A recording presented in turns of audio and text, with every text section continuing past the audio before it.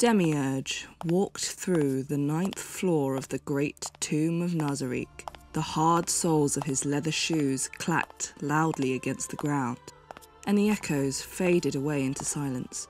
Many vassals had been set out to maintain security, but they did not impair the mythic atmosphere in this place. Suddenly, Demiurge looked around and smiled. Truly magnificent.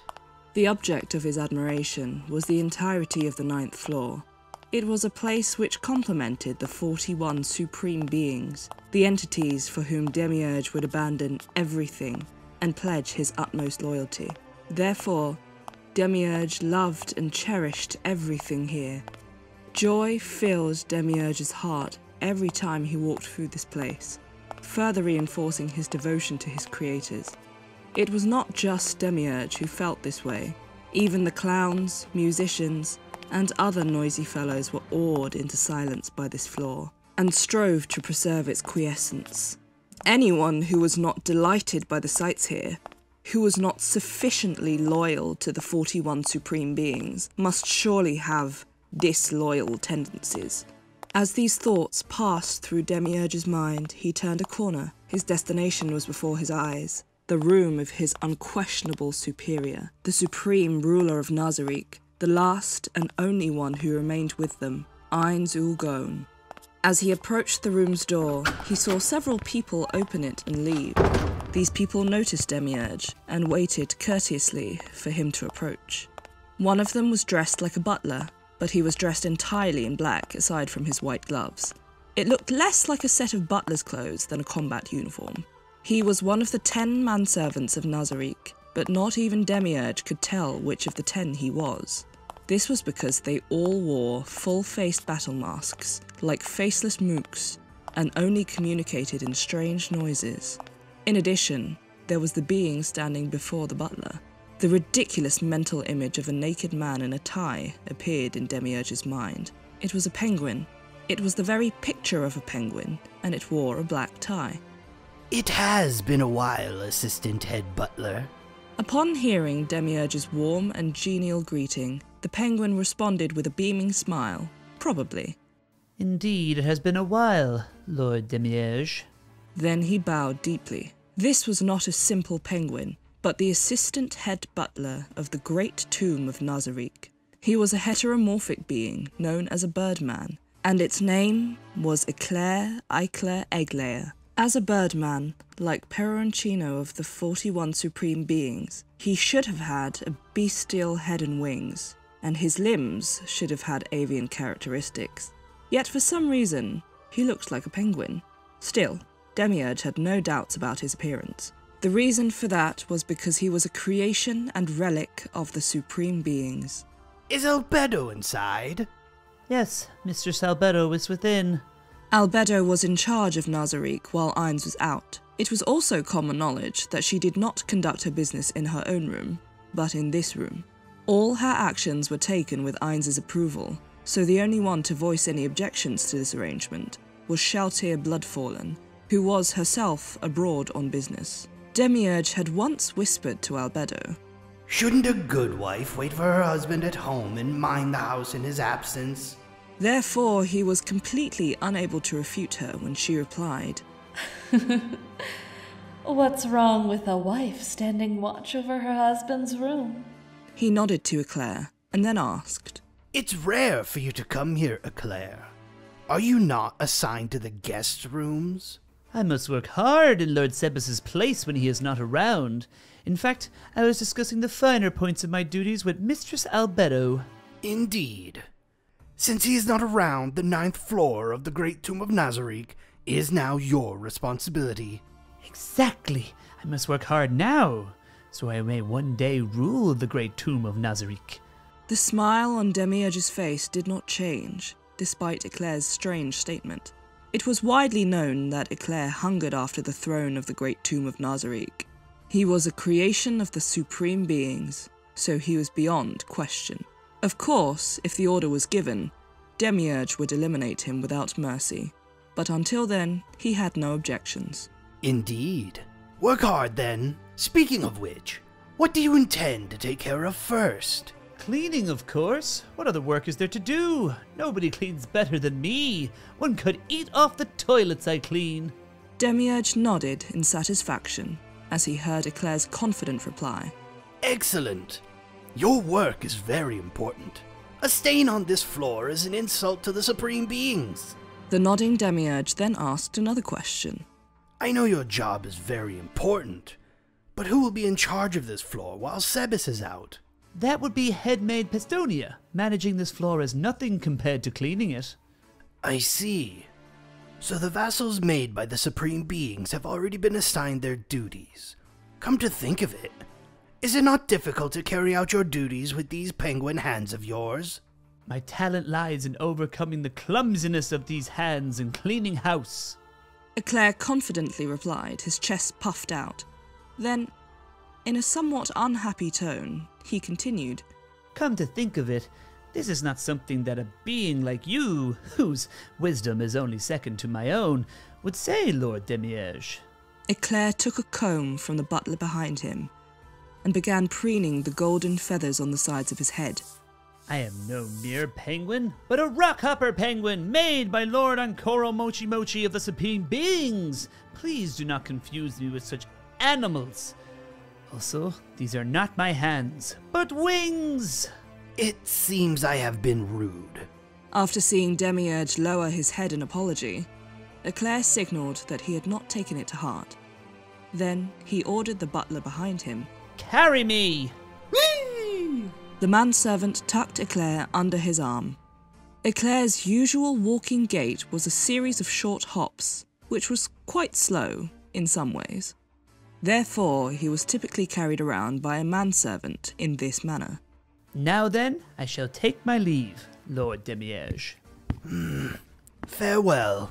After looking briefly at the assistant head butler being held under a manservant's arm like a doll, Demiurge knocked gently on the room's door. This is Demiurge. Pardon the intrusion. He was exceedingly polite, despite the absence of the room's owner. This was because, to Demiurge, the room itself was a place to be respected. Demiurge entered the room, which should have been empty. He looked around and did not see Albedo anywhere. Demiurge sighed softly, then opened another set of doors and proceeded deeper within. The rooms of the 41 Supreme Beings were modelled after royal suites and featured a vast bathroom, a bar counter, a living room with a grand piano, a main bedroom, guest rooms, a dedicated kitchen, a dressing room, and so on. Demiurge advanced to the bedroom without a second's hesitation. He knocked on the door and entered without waiting for an answer.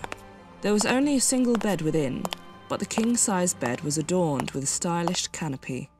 There was a large lump, slightly larger than the size of a human, and it was squirming. Albedo? Unable to bear Demiurge calling out to her, a world-class beauty revealed her face from under the sheets. Her skin was an uninterrupted stretch of silky smoothness down to her shoulders. So she was probably naked under those sheets. Perhaps it was because she had burrowed into those sheets, but there was a faint blush of arousal on her cheeks. What fell sorcery are you working there? I want Lord Ainz to be enveloped in my fragrance when he returns. It would seem her wiggling and squirming was to mark her territory. Demiurge was dumbstruck. All he could do was silently watch the highest-ranked NPC created by the 41 Supreme Beings, the guardian overseer of the Great Tomb of Nazarick. He did not say, Lord Ainz is undead. He probably will not sleep on a bed. or, Even if he did sleep on a bed, the sheets would probably be changed right away. he tiredly shook his head. Just try your best not to take it too far. I don't know what you mean by too far, but I understand. Right, Lord Ainz? The person lying in bed beside Albedo suddenly revealed his face. Demiurge was so shocked that he had no words to say. For a moment he thought it was Ainz Ooal Gown himself, but it was not nearly thick or imposing enough. You've got to be joking. A body pillow? Who made it? I did. Demiurge's nearly closed eyes widened slightly as he heard Albedo's prompt reply. He had not expected her to possess such skills. Be it cleaning, washing clothes, or sewing, I possess all these skills at a professional level. Elated by Demiurge's surprise, Albedo continued showing off in a self-satisfied tone.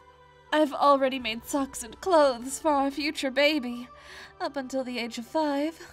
Albedo's full-faced smile and her "Koo-foo-foo-foo" laugh left Demiurge feeling a little powerless. He considered simply leaving her here and departing forthwith. It doesn't matter if it's a boy or a girl. What if the child is both sexes? Or has no gender at all? Demiurge could not say anything. All he could do was watch Albedo, who was muttering to herself.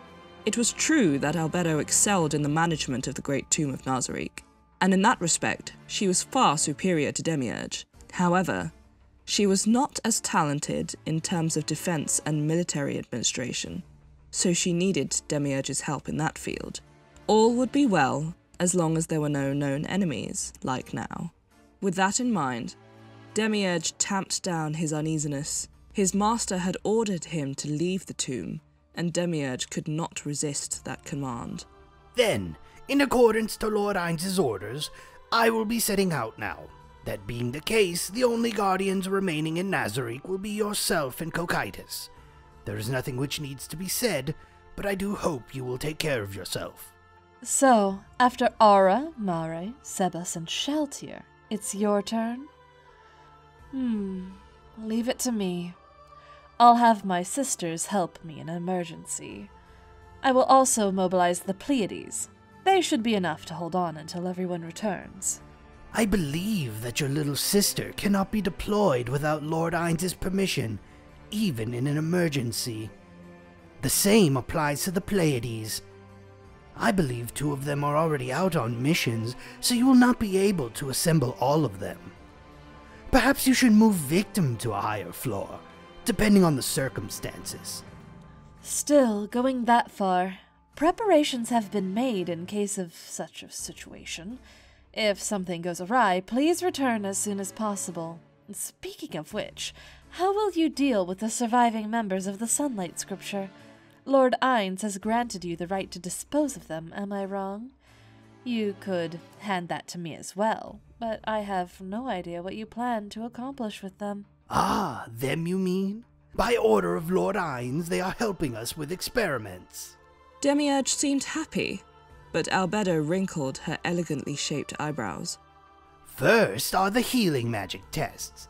When we cut off an arm and heal the wound with magic, the severed hand disappears. Now, if we had them eat the severed arm and then healed the wound, would the nutrients derived from the arm vanish? If we repeated this over and over again, would the people who ate the arm starve to death? Indeed. In addition, we allow them to vote on who should become the other's food, and who should be the one to cut off the food's limbs with a blunt axe. We do so by a registered vote. Is there a reason for that? But of course, there will be a hierarchy among the prisoners, from those who will become food and have their limbs chopped off, to those who will chop the limbs off and those who will eat those limbs. This creates hatred, and once they are gripped by that hatred, all we need to do is gently urge on the ones who are used as food. This encourages them to revolt, and the effects are very obvious. Beings that hate everything are truly fearsome. That is quite disturbing. We of Nazarick are beings created by the Supreme Beings, and there is no way we could betray Lord Ainz. But to think these humans would betray their own masters, well, they have hardly any loyalty to speak of. That is what makes it interesting. You could enjoy the humans in that way too, could you not, Albedo? All you need to do is treat them as toys. I cannot understand your way of thinking. What a shame. All right. Staying here and chatting will delay the execution of Lord Ainz's orders. If anything happens, let me know and I will return right away. I don't think it'll come to that, but I will inform you depending on the circumstances. Albedo's alabaster white hand emerged from under the sheets to wave Demiurge goodbye. Then, I will be off. Oh, right. Since you wanted to make boys' clothes, you might want to know this. Did you know that the Supreme Beings seem to have no issues with cross-dressing boys in girls' clothing?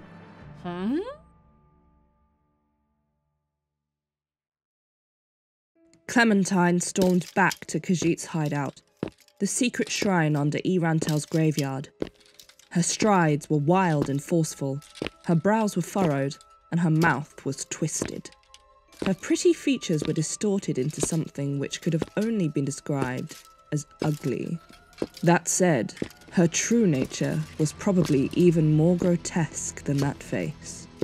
Khajiit muttered to himself as he guided a newly created zombie over to the undead storage area. Oh, a new zombie. That's over 150 now. The orb of death is quite extraordinary.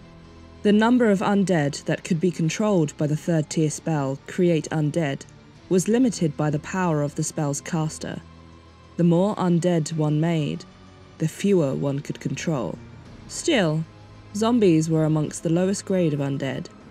Someone like Khajiit, who was specialized in controlling the undead, could maintain his hold over the unbelievable amount of over 100 of them at once. The reason Khajiit could control more than even that number was due to the power of the item he carried, the Orb of Death. It's all because you've been fooling around so much. Sorry. There was not even the slightest hint of remorse on Clementine's face as she apologized.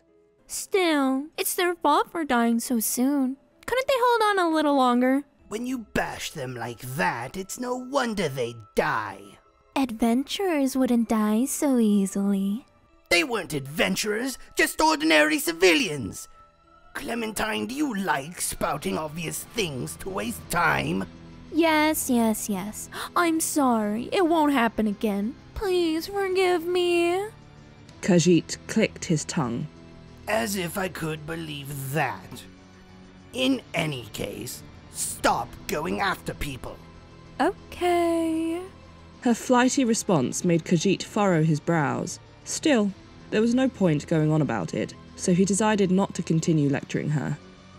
He tried to express his displeasure with the wrinkles of his frown, but as expected, she ignored it. But I'm so bored. Speaking of which, where is he? Has he not returned yet?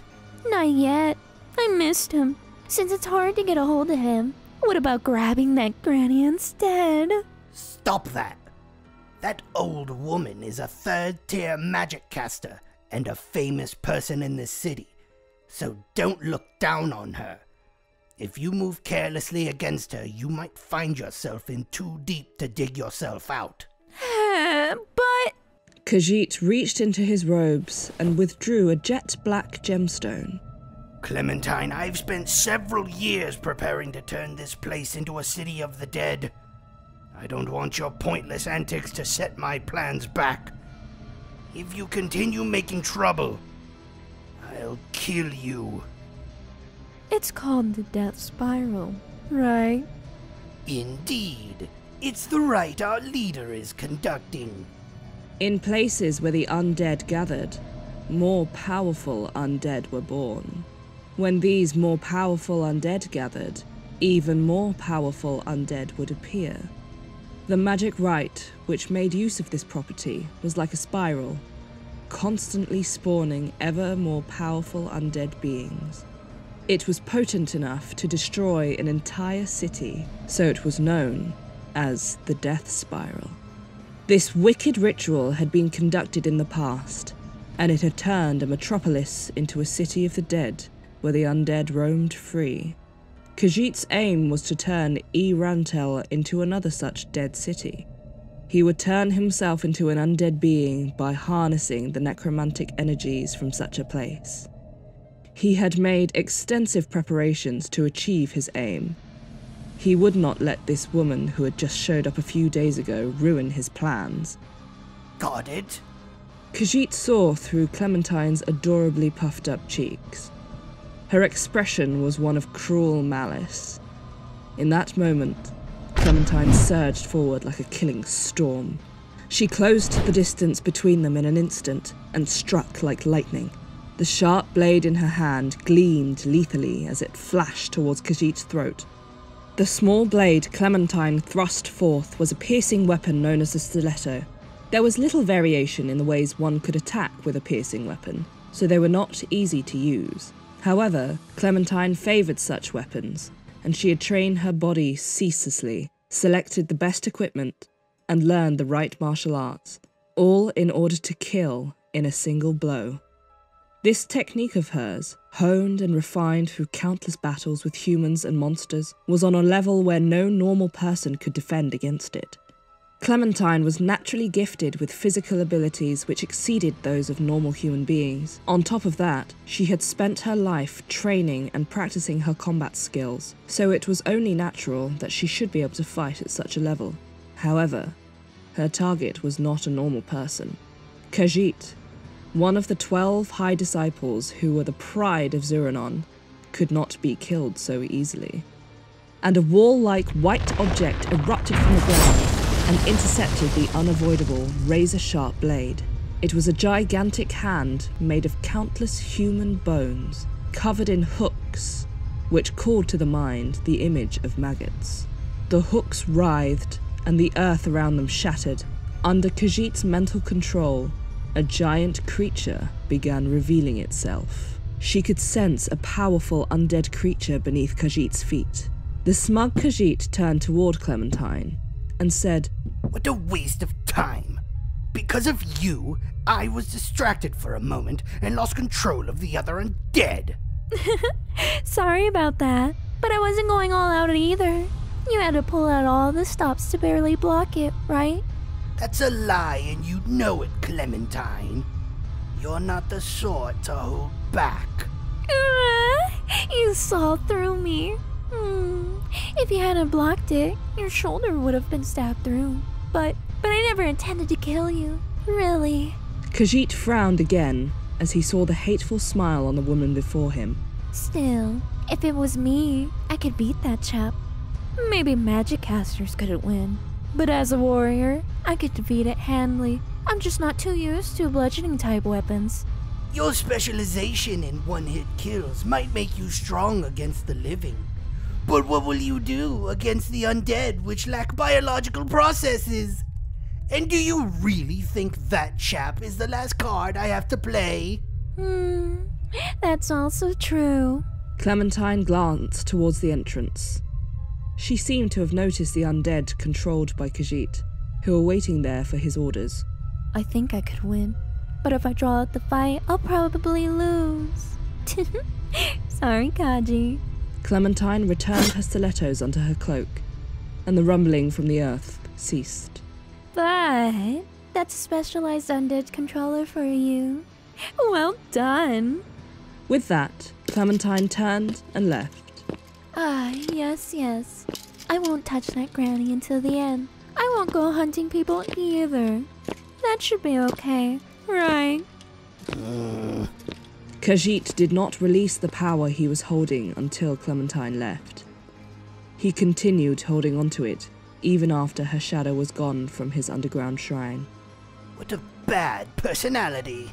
Khajiit spat. He had his own flaws, but he was not nearly as bad as Clementine.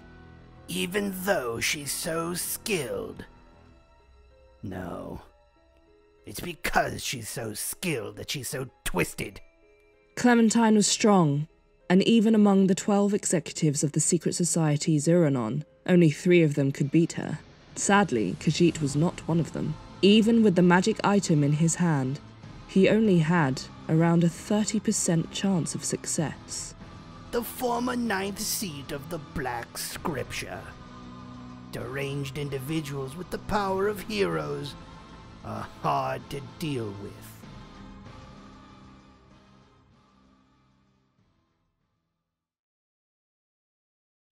So that's what happened. Nfirea sighed deeply and mumbled to himself. Nfirea had been close to Enri's parents. They were great parents, and one might even envy the amount of love they lavished on their daughters.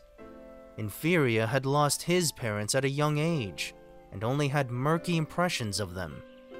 Therefore, when he thought of an outstanding father and mother, Nfirea immediately thought of Enri's parents. He was filled with rage when he heard that her parents had been killed by the Imperial Knight imposters, and all he could think when he learned that they had been slaughtered in turn was serves him right. He was also somewhat angry at the higher-ups in Arantel, who had refused to send soldiers over. However, he felt something was wrong about him displaying this anger, when Enri, for whom that anger was far more justified, had set those feelings aside. He looked at Enri, her eyes brimming with tears. As he wondered whether he should try to comfort her, Enri wiped her tears away and smiled. I still have a little sister. I can't lose myself in sadness forever. Nfirea was halfway off his chair, and now he sat down again. Having lost the chance to console her, he felt like he had wasted an opportunity, and was ashamed of his own uselessness. Even so, his desire to protect her had not changed. After a brief pause, Nfirea made up his mind. He would not let anyone other than himself sit beside Enri, even if that person was a powerful being who could protect her. He felt a little anxious, but while he was riding on this surge of emotion, Nfirea decided that he would share the feelings he had had ever since he came to this village for the first time as a child. Then... His throat seemed to have clamped shut. Come on, say it! Although he desperately wanted to speak, the words stuck in his throat and refused to leave. Both Enri and Nfirea were at an age where it would not be unusual for them to be married. In addition, due to his income as an herbalist, Nfirea had enough money to support Enri and her little sister. I could probably provide for a child too. The image of the family he wanted to make appeared in his mind, but he immediately waved away his runaway imagination. The knowledge that Enri was looking at him in surprise made him even more nervous. His mouth opened, and then closed. I like you. I love you. But the words refused to leave his lips because he was afraid of hearing her reject him. Then, what else could he say to shorten the distance between them? Do you want to live with me? I'll take care of you and your little sister. If you want to work, you can help in Granny's shop. If you feel uneasy about the city, I'll do my best to help you. He should say that. The chances of those words being rejected would be a lot lower than a confession of love. Enri! What happened, Nfirea? Enri jumped as Nfirea loudly called her name. He began to speak. If you've got any problems, let me know. I'll do whatever I can to help you. Thank you. You're such a good friend that it's almost wasted on me, Nfirea. It's fine. We've known each other for so long, after all. Nfirea was unable to say anything else in the face of Enri's beaming smile. He cursed himself for his uselessness, but at the same time, he fondly reflected on how cute Enri was, and of the times he had spent talking with her. Just as it seemed the matter was at an end, Nfirea asked a question. Come to think of it, what's up with those goblins? Those goblins called Enri their boss. In addition, those goblins all looked like the ones they had encountered on the road to Carne. They had the air of veteran warriors. It was even more surprising to see a magic caster in the village. When and where had these goblins encountered a simple village girl like Enri? And what sort of relationship did she have with them? Enri simply replied, They appeared after a magic item given to us by our village's savior, Ainz Ooal Gown. They follow my orders. I see. Enri's eyes were like twin sparkling stars as she said that name. It made Nfirea feel bitter inside. Ainz Ooal Gown. Enri had already mentioned this name several times since they started talking. When Carne Village was attacked by mysterious men dressed as Imperial Knights, a magic caster who was passing by saved the village with his tremendous might, returning peace to the village. He was Enri's savior, and someone that Nfirea should have thanked. However, the look on Enri's face made it difficult for him to thank him in earnest. He could understand how Enri felt when she mentioned her messiah, but at the same time, jealousy welled up at the bottom of his heart. He was filled with his one-sided love for Enri, and by his competitive spirit as a man. Influenced by these emotions, his own emotions turned ugly.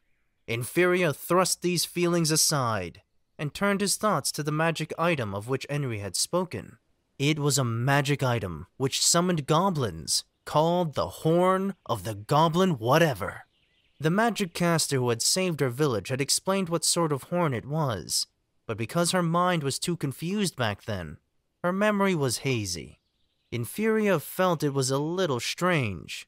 He had no idea what sort of magic item it was, but she shouldn't have forgotten about it. Nobody should have forgotten the details of a magic item with special abilities once they were told about them. Still, there were many magic items which could summon creatures, just as there were many summoning spells in magic. Any monsters summoned with those spells would vanish after a while. Summoned monsters were not creatures which could persist for a long time. If that item could do that, it might well overturn all of magical history and theory to date. How valuable was a magic item which could accomplish such a feat? Enri did not seem to have realized its value, but if she sold it, she could probably live comfortably for the rest of her life. Enri had used this rare and precious item because she didn't want blood to flow in this village once more. Nfirea felt that this line of thinking was very much her style. Thus, the goblins she had summoned called her Ane, followed her orders, and in addition to protecting the village, they even helped in the fields. Apparently, they were even teaching the villagers how to use bows and how to defend themselves. As a result, the village had gained several odd new residents. Part of the reason why the village could accept the goblins was because the knights who had attacked the villagers had been human beings like them. This had made them distrust human beings, and thus, they could more easily accept the goblins' help. Another big reason was because the one who bestowed this item on them was the magic caster that had saved the village. So, he was called Ainz Ooal Gown? What sort of man is he like? I'd like to thank him myself. Nfirea knew nothing about the name Ainz Ooal Gown. Besides, Enri had not seen his face under his mask, so she had no idea who he was either. Still, anyone who could casually give away precious items like those horns had to be someone important. If she had seen his face, she would not have forgotten it easily. After he told her that line of reasoning, a look of disappointment appeared on her face. Is that so? I was thinking you would know him, Nfirea. Enri's reply made Nfirea's heart pound violently, and sweat drops bloomed uncomfortably on his back. Well, he doesn't look like much. But his strength, I'm sure there must be countless girls throwing themselves at him. The words from last night appeared in Nfirea's mind, and he began to pant and breathe heavily, forcing down the uneasiness in his heart. Nfirea asked, Enri, what will you do when you see that Gown fellow? I like to thank him properly. The village came up with the idea of building a little copper statue for him because he saved us. And I need to show my gratitude too. After sensing the answer did not contain any hints of affection which frightened him, Nfirea breathed a sigh of relief and let his tensed shoulders relax. Is that so? Yes, of course you need to thank him. If you notice any special features or If he reminded you of someone, maybe it would narrow down the field. Right. Do you know what sort of magic he used? Magic, huh? It was really amazing. There was a flash of lightning, and the night went down in one hit. Lightning, huh? Did you hear him say lightning or something? Enri's eyes looked to the sky, and then she nodded deeply. I think I heard him say that, although it seemed like there was more to it than that. After hearing Enri trail off into mumbling, Nfirea concluded that this gown fellow must have said something before casting his spell. If that's the case, it should be magic of the 3rd tier. Magic of the 3rd tier. Is that very amazing? Of course it is. I can only use 2nd tier magic myself. 3rd tier of the magic is the limit for normal people. Only talent holders can use magic beyond that. I knew it! Lord Gown is really amazing. Enri respectfully nodded. However, Nfirea did not think the magic caster called Ainz was limited to 3rd tier spells. Given that he was a person who could nonchalantly give away those magic items, he might be able to use 5th tier spells, which were the domain of heroes. Why would such a great person come to a village like this? A confused Nfirea tilted his head to the side.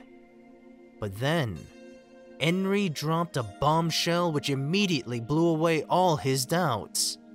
In addition, he gave me a red potion too. Nfirea recalled part of a conversation from earlier.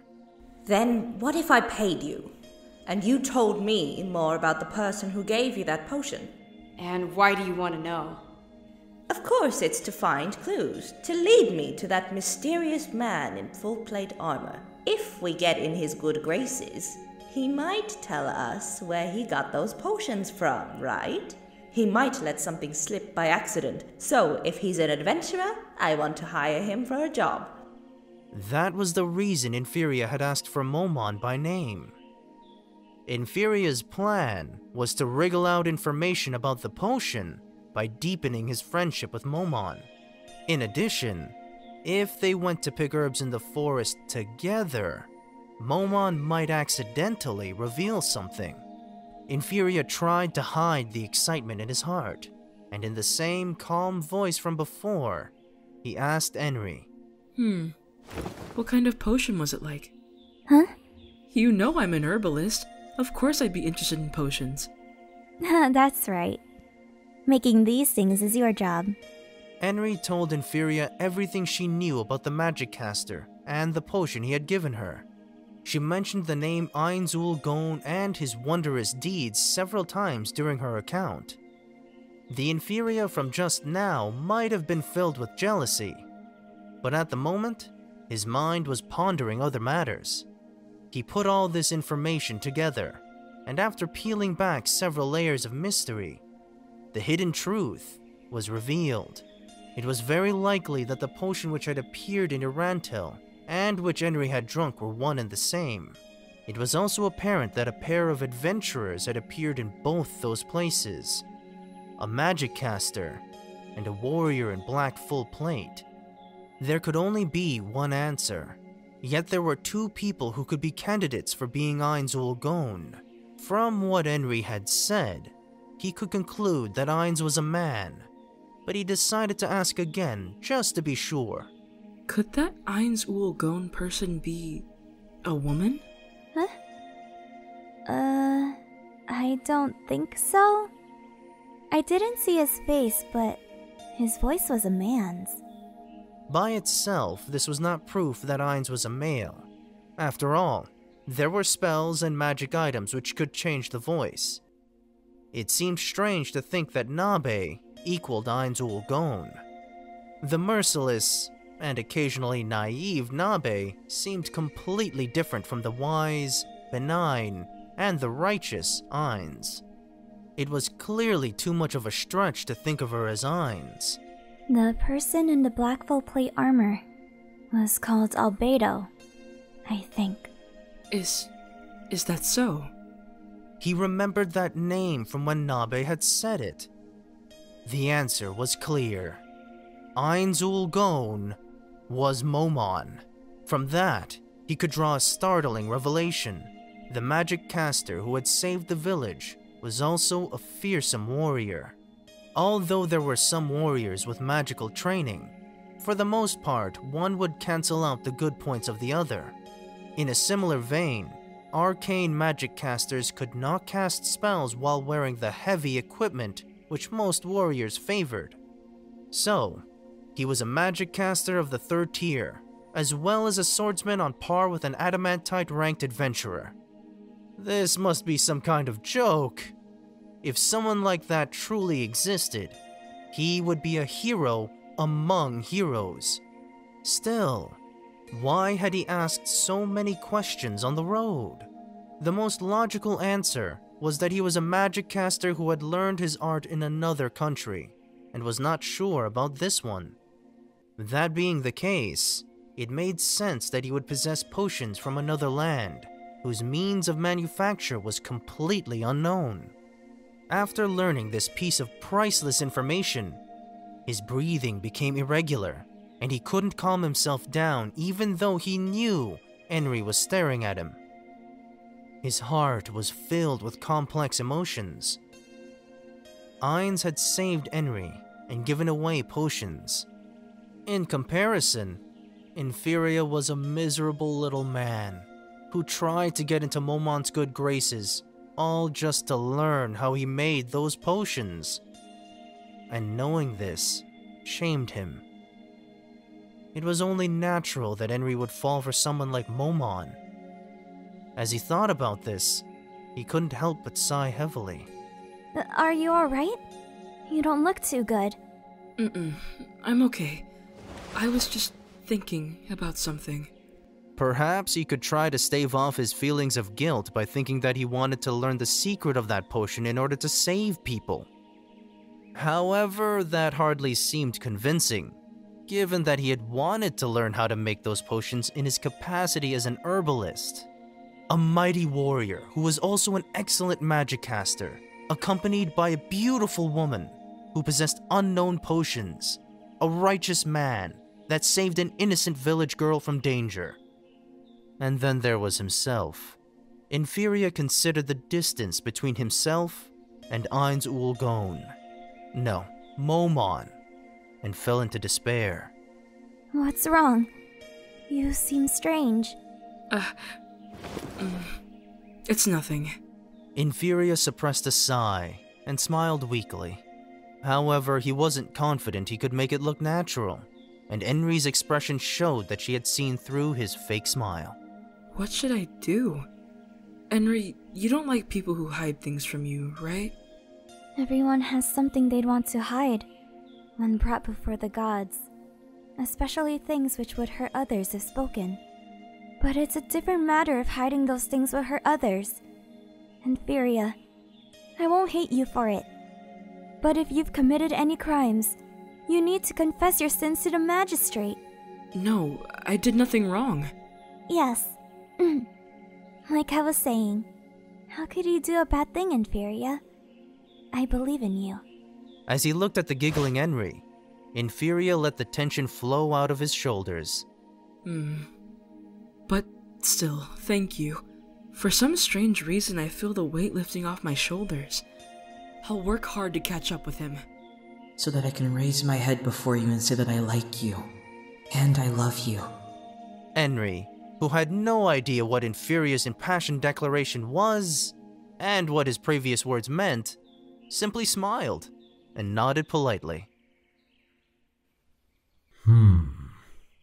Ainz looked over to a certain part of the village, sighing as he did.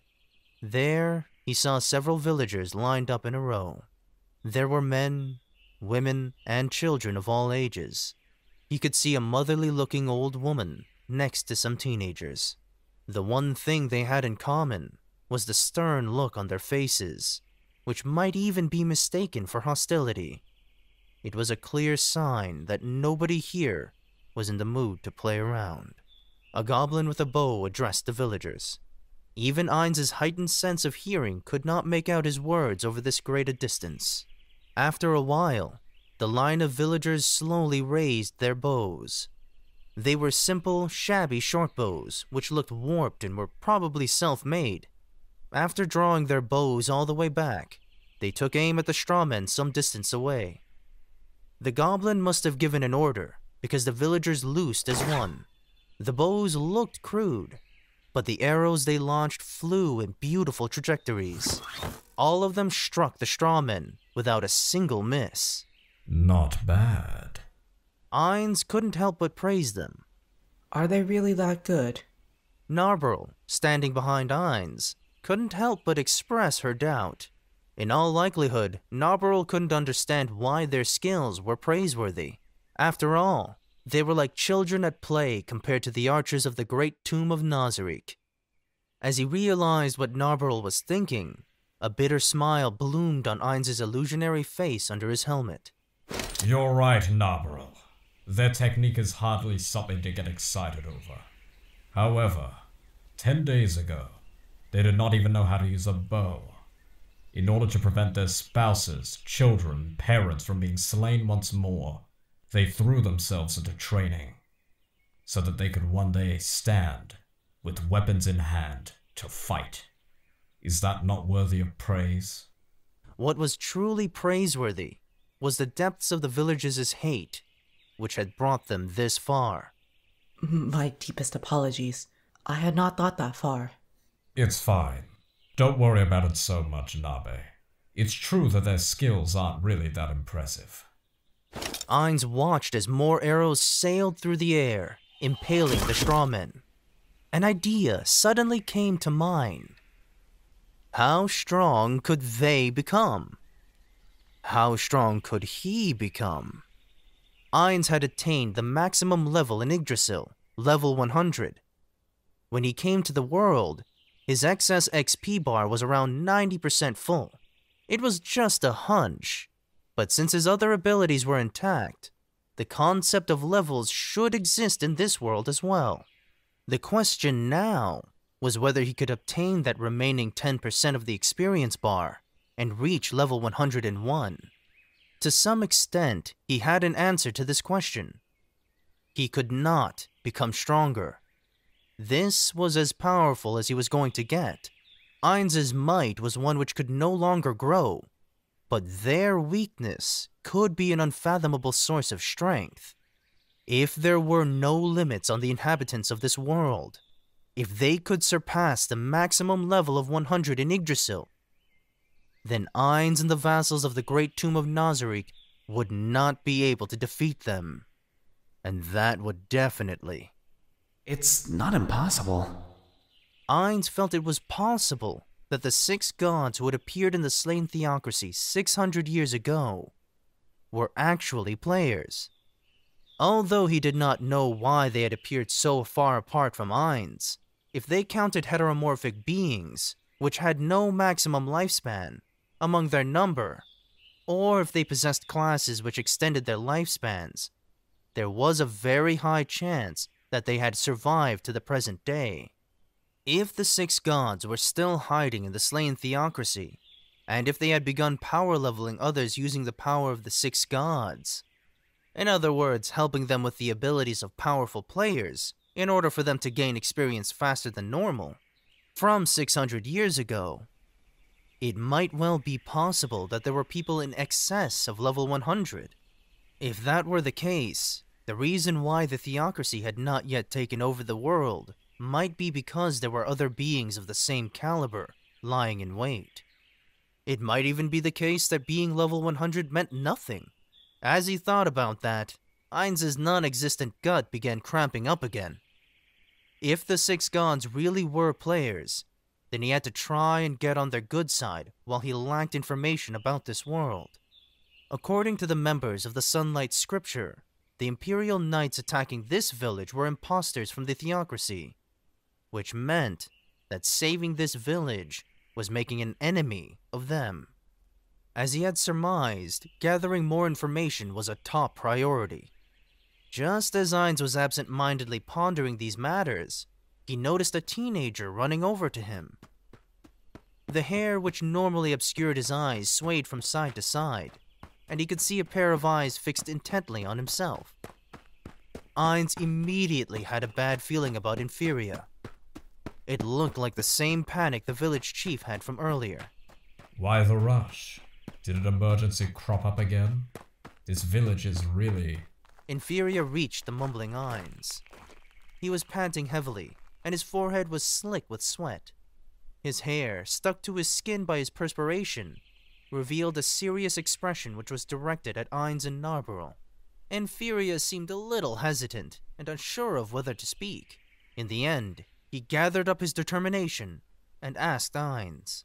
Mr. Momon, are you Ainz Ooal Gown? The sudden question left Ainz dumbfounded. He should have denied it immediately, but could he do that? It was a name made together with his friends, and now that he had used it as his own, could he deny it so easily? This brief hesitation was an unspoken admission, and Nfirea continued. So it was you, Lord Gown. Thank you for saving this village, as well as saving Enri. As Ainz looked upon the bowing Nfirea, he quietly replied.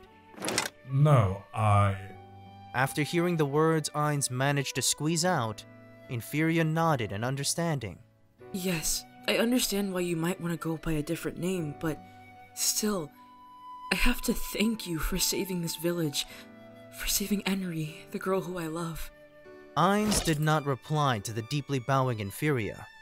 While part of him, the middle-aged uncle part, was musing that the words, "the girl whom I like," were really a youthful thing, another part of him was reminiscing nostalgically about things past, and at the same time, he thought about other, more important things.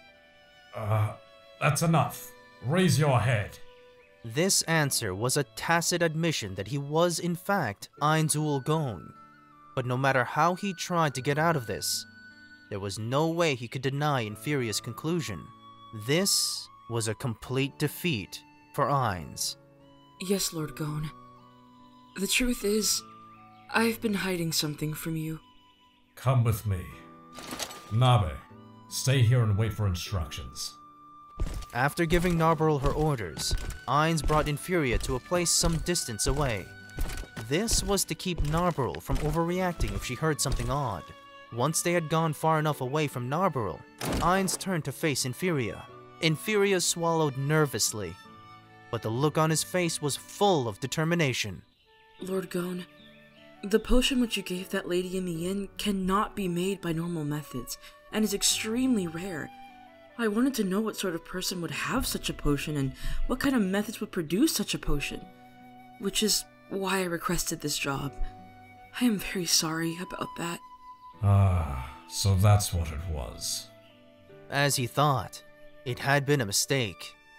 Ainz had given the healing potion to Enri in this village, and to someone else in Arantel. Because of that, his identity had been exposed.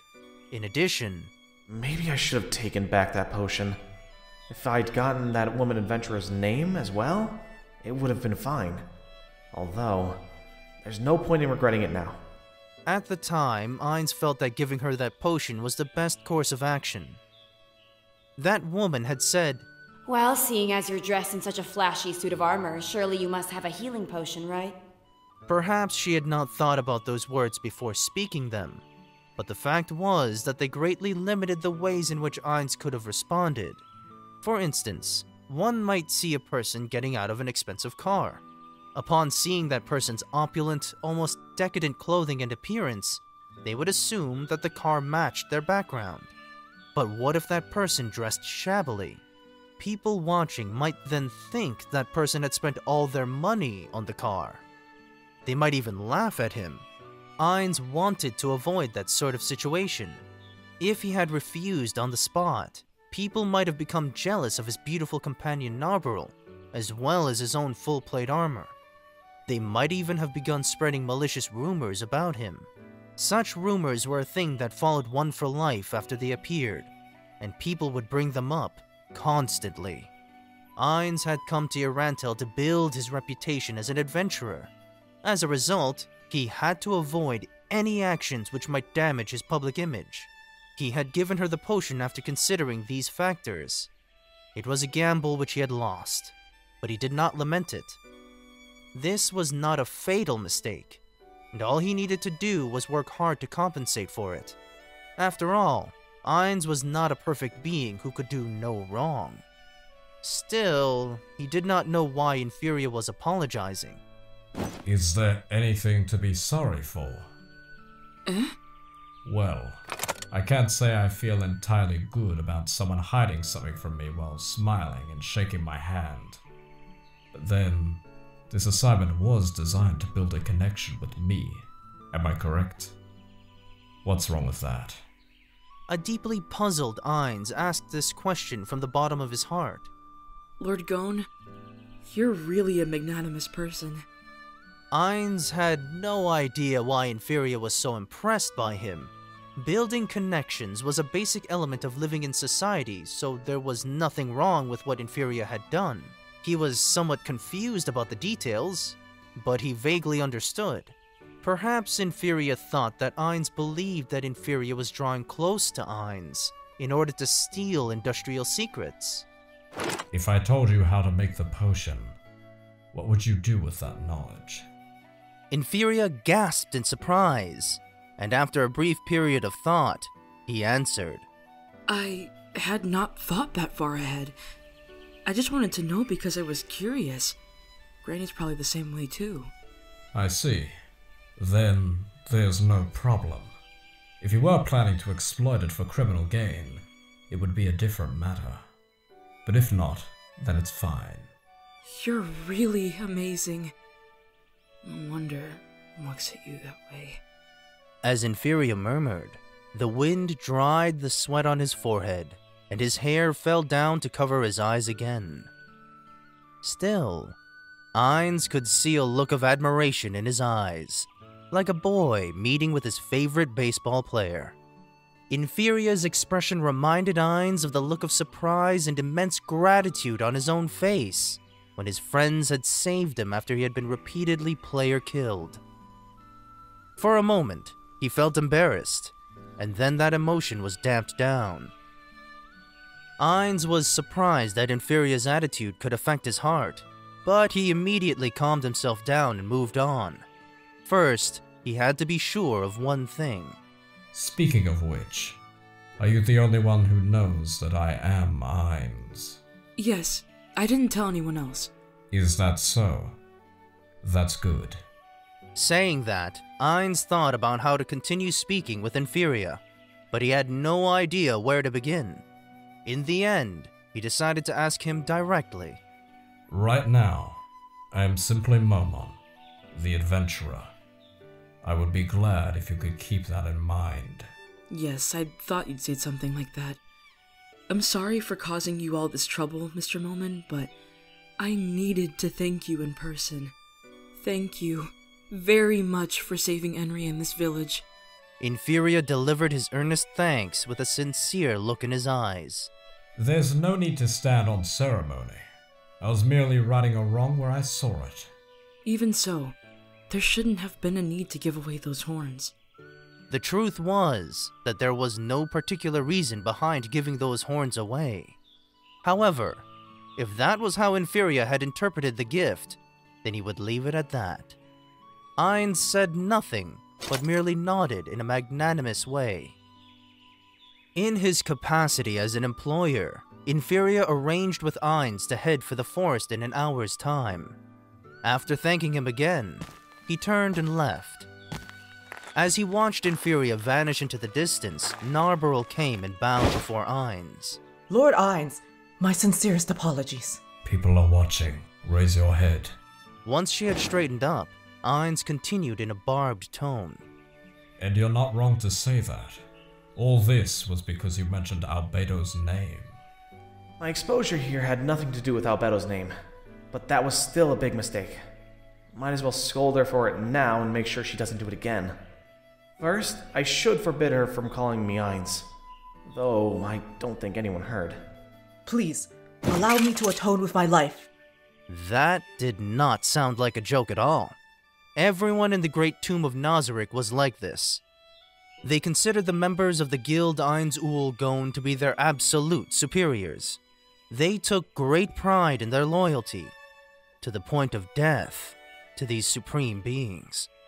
Though it felt like a bit of a burden to Ainz, having his handcrafted NPCs being loyal to him was not a bad thing. It might well be the fate of any creator.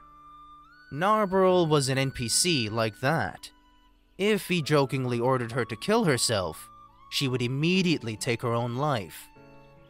The reason why she had asked for permission at all was because of her absolute loyalty to her master, to whom her life belonged. Enough. Anyone can make mistakes. All you need do is strive not to make the same mistake twice. Work hard, step by step, and do not repeat your past failures. I forgive you, Narberl Gamma. Narberl weighed the desire to pay for her mistakes with death against the loyalty compelling her to obey Ainz's command not to die. After a while, the balance of her mental scales seemed to have tipped to one side. Narberl slowly lowered her head. My deepest thanks. I will strive not to make the same mistake again. Well, don't mind it too much. The name Momon the Adventurer, my undercover identity, was not completely compromised, so you just need to pay more attention in future. However, depending on the circumstances, we may need to eliminate Nfirea. Shall I take care of him now? Don't be foolish. It would be troublesome if we messed up this assignment. Nfirea's grandmother was a famous herbalist in Arantel. Annoying or making an enemy of her would make it more difficult for Ainz to reach his aims. In any case, we'll see how it goes. That was all Ainz could think of for the moment. There was a large clearing in the dense forest about 100 meters from the village. Although that clearing had been made by the villagers cutting down trees, under the protection of the goblins, in order to make logs, it still looked like the gaping maw of some gigantic beast. Ainz and the others made their final checks, and then the young man who had hired them spoke up. We'll be entering the forest after this, so I'll be counting on you to protect me. That said, the area just inside the forest is part of the Wise King of the Forest sphere of control, so under normal circumstances, the chances of meeting other monsters are very low. The problem is, the ogres we met yesterday came from a place near the Wise King of the Forest territory, so something must have happened in the woods. Although it's hardly something that I need to warn you gentlemen about, I hope that everyone will remain on guard. Nfirea's gaze rested briefly on Ainz. The Swords of Darkness turned to look at Ainz as well. Well, with you around, we should be fine, Mr. Momon. If that monster, called the Wise King of the Forest, appears, let us hold it back. You should escape first. They could not help but gasp as they heard Ainz's confident pronouncement. He now seemed to shine even brighter in their eyes than after yesterday's battle with the ogres. Ainz felt like something was wrong every time the people around him did that. This was a relic of rarely being praised in his past life. He envied the way Narberl could accept their awe so naturally with a smug look on her face. If there's a need to run, could you please leave without delay? If the Wise King of the Forest is strong, I'll need to face it with my full power. And I don't want to get everyone caught up in it. Understood. If that happens, we'll protect Nfirea and flee the forest. But don't push yourself too hard, either, Mr. Momon. Thank you. I'll escape when it gets dangerous. Then, Mr. Momon. Nfirea seemed to be wavering between speech and silence. In the end, he made up his mind and said, Could you not kill the Wise King of the Forest, but instead chase it away? Why is that? Carne Village has not been attacked by monsters because of the Wise King of the Forest territory nearby. If you defeat the Wise King of the Forest... I see. That might be a bit much. Mr. Momon is strong, but his opponent is a legendary monster. Wouldn't he be in trouble if he couldn't defend himself with his full strength? How would he have the luxury of... I understand. What? Lukrut exclaimed in shock. The other Swords of Darkness remained silent, but their surprise was written all over their faces. It might be difficult, but I'll try to go easy on it and merely chase it away. Ainz's reply, brimming with confidence, raised goosebumps on the skin of his fellow adventurers. Even if your opponent is a legendary monster that's lived for centuries? Is this the sort of attitude only the strong have? Judging by Mr. Momon's personality, he probably isn't exaggerating or bluffing. In stark contrast to the Swords of Darkness, Nfirea had an idea of Ainz's power, and he had a relieved expression on his face. As he looked toward the young man, Ainz laughed in his heart. Nfirea hoped that monsters would not attack Carne Village. That being the case, all Ainz needed to do was to have other monsters replace the wise king of the forest in enforcing its area of influence. That way, he could still fulfill Nfirea's wish. Even if he ended up killing the wise king of the forest, all he had to do was dispatch vassals from Nazarick to replace him. All right. Now, let's move on. The herbs I'm looking for this time look like this. If anyone finds them, let me know. Nfirea produced a sample of a withered plant from an herb-gathering pouch on his belly. Oh, it's Naganic grass. To Ainz, it looked like the nearby weeds. However, Dain the druid was different, and he immediately named the plant. Lukrut and Nina nodded in response to hearing the name. They probably had some herbal knowledge themselves, and the name jogged their memories. Just as he was hesitating over whether to pretend that he knew, everyone looked at Ainz. Mr. Momon, are you all right? Eh? Ah, that plant. I've heard of it. Ainz calmly nodded in agreement. If he were not undead, his voice might have become high-pitched from panic, but his helmet prevented others from seeing his expression, which also concealed his feelings. Ainz was sheathed in heavy armor and cut an imposing figure, but his heart was closer to that of a bunny. Yes, this herb is commonly used for making potions. So it's commonly found near adventurers. Indeed it is. Now I see why we came to this place. I've heard that wild herbs are more potent than cultivated ones, no? That's right. Incidentally, the fact that we use all natural ingredients in our potions is a point of pride for us. Well, they're only about 10% more effective than those of the competition. That 10% can be crucial to people who frequently put their lives on the line. To think you sell a better potion for the same price, as expected of the Barrier Apothecary, which built its reputation on selling high-quality potions. As he heard Nfirea and the Swords of Darkness discussing potions, Ainz fell into deep thought. In Yggdrasil, healing potions were usually made through skills that were only available through certain job classes, or by casting the desired spells on the appropriate ingredients. Although Ainz knew a little about this field, all he knew was that the ingredients were made by compounding specific substances with an alchemical solvent, but never through the use of herbs. In other words, potions in this world were made in a different way from Yggdrasil. This must have been what Nfirea meant by cannot be made by normal methods. Ainz was convinced that mastering the potion-making techniques of this world would strengthen Nazarick. The question now was how to master them. As he was thinking, the conversation seemed to have turned to the job once more, and Ainz turned to listen. There's a clearing in the forest, which I've designated as our destination. I've already told you about that place, Mr. Lukrut, so please guide us there. After hearing Lukrut's casual, "Leave it to me," Nfirea turned back to the others. Then, let's begin the herb collection. I have a suggestion, actually. Please, tell us, Mr. Momon. Since Nabe can cast something like the alarm spell we used when pitching camp, could we temporarily split off when we reach the destination? Everyone, Nfirea included, wrinkled their brows.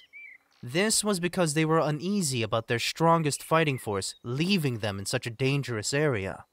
However, Nfirea quickly replied, That's fine. However, please don't go for too long. Of course. In order to avoid getting lost, I'll tie a rope to myself. Tug it if there's anything. Then, could I go too? I need to watch carefully in case you and Ms. Nabe decide to do something weird in the bushes. Mr. Lukrut, There's no need to go that far.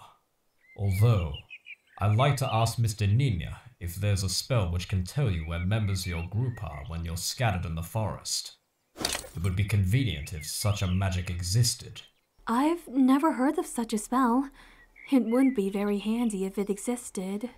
Ainz nodded as he heard Nina's denial. There's a 6th tier spell which can detect the location of specific objects. Do they lack knowledge in that field, or is it that there are spells which are unique to Yggdrasil, just as there are spells which are unique to this world? Ainz put these thoughts aside for a moment and raised his chin to signal Narberl, indicating that she should get ready. Having received her orders, Narberl immediately began sizing up the Swords of Darkness. Then, Mr. Momon and Miss Nabe will leave us for a while, and we'll pick the herbs after they return. Since it was their employer's decision, nobody else could object. The Swords of Darkness nodded one by one. After this discussion and other matters were concluded, Nfirea called for them to move out. The group shouldered their baggage and entered the forest. There were trees felled by the villagers nearby. The earth was already dried out. It looked like an easily walkable stretch of forest, but the scenery before their eyes slowly transformed into something like a green labyrinth. There were no landmarks in the forest, and it was impossible to tell in which direction one was moving. A sense of unease filled everyone, as though they had been swallowed up. The sky-scraping trees further intensified that uneasiness, and most people would have been frightened by this scene. However, Ainz had an undead mind, and felt no fear, apart from the vestiges of his human mind. He calmly praised the magnificent natural vista before him. In Yggdrasil's forest and other natural zones, he considered these things to be simple, in-game scenery. Even now, he still thought the same way. Ainz, who was proud of the design of the Great Tomb of Nazarick, was filled with complex emotions. He had not expected that a natural forest could be so awe-inspiring. I see why Blue Planet liked nature so much. He looked around as he surveyed the forest, but it was peaceful, and he saw no traces of any animals. Aside from the distant sound of birdsong, there was no sign of life here at all. At the same time, he observed Lukrut, the ranger, advancing carefully, keeping a lookout with all his 5 senses. He seemed to have concluded that there was no living creature hiding nearby. Actually, there's someone hiding behind us. Ainz was proud of the person sneaking behind him. The group, save for 2 people, was filled with tension as they walked silently through the forest, where the sun's light could not penetrate, and which was surprisingly cool. They sweated heavily because the terrain was difficult, and they were under no small amount of mental stress. Finally, they reached a clearing that was roughly 50 meters across. We've arrived at our destination. We'll spread out from here and pick herbs. Everyone began setting their gear down after they heard Nfirea unburdening himself of his baggage. However, they did not relax. Instead, they carefully observed their surroundings, ready to deal with any sudden developments. This was because they were no longer in the world of men. Then we'll move as we planned earlier. After Nfirea replied to that statement in the affirmative, Ainz tied a rope to a nearby tree, then picked the other end up and headed into the forest. The rope he was holding was not thick, but it was very strong. It would not just snap just by being dragged along the ground. While holding the rope, Ainz and Narberl could move in a straight line into the forest. Normally speaking, it was almost impossible to move in a straight line, since the trees would get in one's way. However, the rope they were holding showed the path back, and so the 2 of them could proceed despite their inexperience with the forest. They moved about 50 meters into the forest, stopping when the rope had almost run out. Trees and vegetation blocked the way behind them, so they did not worry about being spotted. There was someone nearby who could immediately deal with anybody who was following them, so there was no need to fret about that either. Here should be fine. Very well. Let's discuss how to improve my reputation here. May I ask how you plan to do that? Does it involve finding a lot of the herbs they want? Ainz looked quietly at Narberl, and then shook his head. I plan to fight the wise king of the forest. Narberl seemed to have a question mark over her head, so Ainz explained further. My aim is to impress my might upon them, in an easily understandable way. Was the battle with the ogres not enough to convince them of your power? You're not wrong to say that, but goblins and ogres are not enough. When they discuss my accomplishments back in town, there's a world of difference between saying, I slew an ogre in one blow, and saying, I defeated the wise king of the forest. One of them will spread much faster and further than the other. This is why I need to put on a good show. I see. As I thought, your plans take everything into consideration, Lord Ainz. Still, how will we find that wise king of the forest? I've already planned for that. Just as Narberl was about to ask, a third speaker cut in. Yup, that's why I'm here. Narberl jerked her head over toward the source of the sudden voice. She even thrust her right hand out, preparing to aim and cast a spell. However, her face changed immediately upon seeing who the speaker was. Lady Aura, please, don't scare me like that. Sorry! A dark elf girl popped out from behind a nearby tree, with a beaming smile that seemed to show amusement on her face. This was one of the twin guardians of the 6th floor of the Great Tomb of Nazarick, Aura Bella Fiora. May I ask when you arrived? I've been following behind you and Lord Ainz ever since you two entered the forest. Aura was a beast tamer come ranger, so tracking people in the forest was child's play to her. While it was true that Lukrut was also a ranger, the difference in their abilities was so great that there was no way he could have spotted her. So, my job here is to find the monster called the Wise King of the Forest, then urge it to attack you. Is that right, Lord Ainz? That's right. According to our previous intelligence, the wise king of the forest is a four-legged beast with silver fur and a snake-like tail. Does that remind you of anything?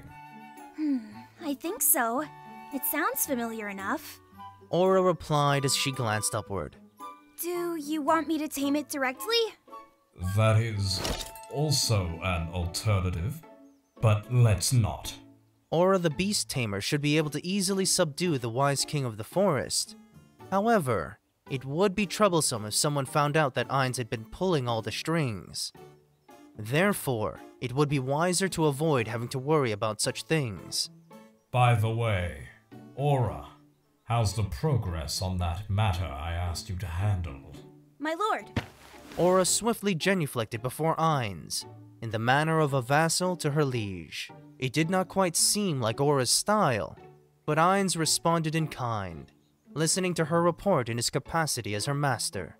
The order you gave me to investigate and control the interior of the forest, verify if there are any life forms willing to obey Nazarick, and set up a resource storehouse is going well, Lord Ainz. Is that so? Before heading to Irantel, Ainz had handed down different orders to each guardian. The reason he ordered Aura and Mare to scout the Great Forest was in order to ensure the safety of Nazarick, and to collect information. As for the resource storehouse, it might be better to describe it as more of a shelter. The reason he ordered her to build it there was to provide a hiding place in case there was an emergency and he couldn't return to Nazarick.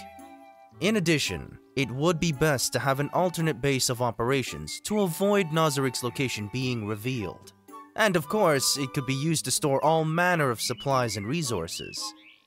He had ordered her to find creatures which would obey Nazarick because he wanted to see if he could power level them. In addition, he wanted to learn about how one went about gaining levels in this world.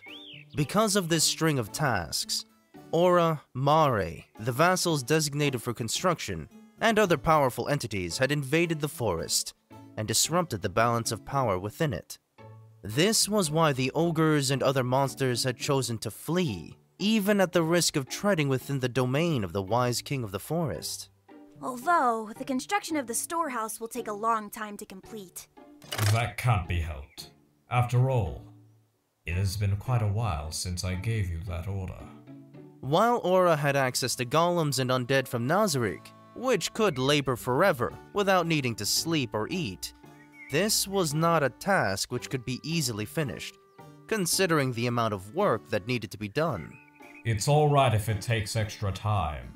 Try your best to make it perfect. Make ample preparations for defense so we won't fall short if we're attacked. Yes, Lord. Understood. Very well then. Aura, I'll leave the matter of the wise king of the forest to you. Yes, Lord. Aura replied energetically as she stood back up. After Ainz bade Aura farewell, a gigantic black wolf with a lustrous black pelt padded out from behind one of the trees, as though it had been waiting for that moment.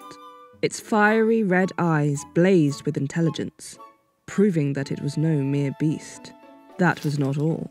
On the branches of another tree was a six-legged monster, which looked like a fusion of a chameleon and an iguana.